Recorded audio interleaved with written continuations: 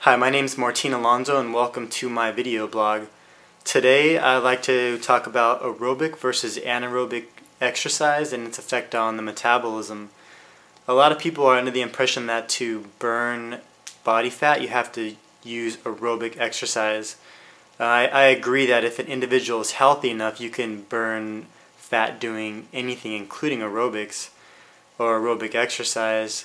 But a lot of people have a misunderstanding of what this actually does to the body.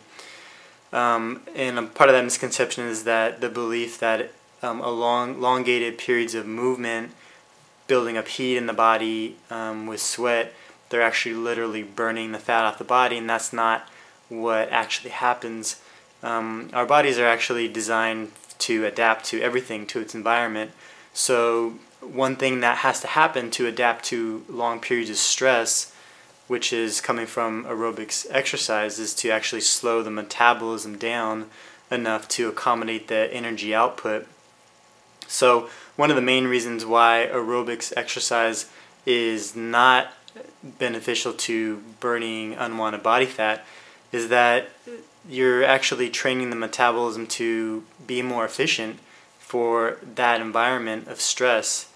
So if someone's running an hour or an hour and a half or 2 hours, or maybe even less or more depending on the health of the individual, the metabolism is, the body is actually seeing this as an environment of long periods of stress.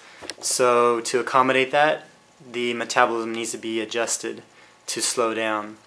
And the problem with that also is that that environment is constant for the body, meaning it's not just when you're running, it's going to be when you're doing anything else throughout the day.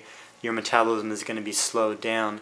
So one main reason why aerobics training is not beneficial for fat loss is because you're actually training the metabolism to slow down and become more efficient or more sparing in its energy usage.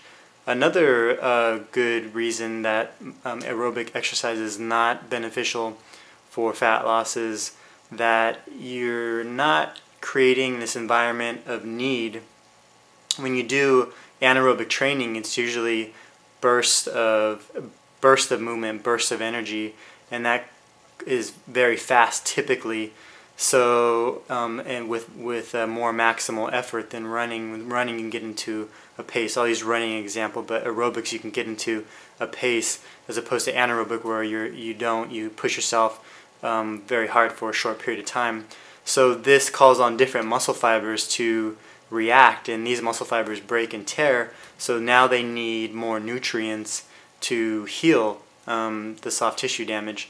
So this creates an environment of need in the body to push more nutrients into the soft tissue to repair the damage. So part of that creates or draws on the metabolism to start to create an environment where there's more of an abundance of supply as opposed to an environment where things are being spared with aerobics. So anaerobics falls short there, or I'm sorry, aerobics training falls short there where anaerobics it dominates there.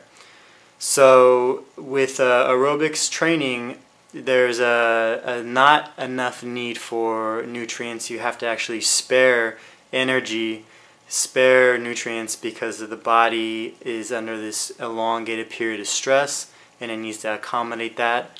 Anaerobic training, you are in a state of need.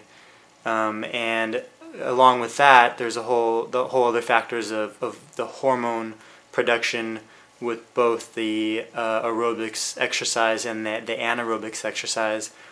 That's a little more complicated, but the main, I guess I could say about that with in relation to hormones is that with aerobics training, remember it's a period of elongated stress, so the body needs to produce hormones to react to that, as opposed to anaerobic training where there's short periods of stress and then there's periods of rest.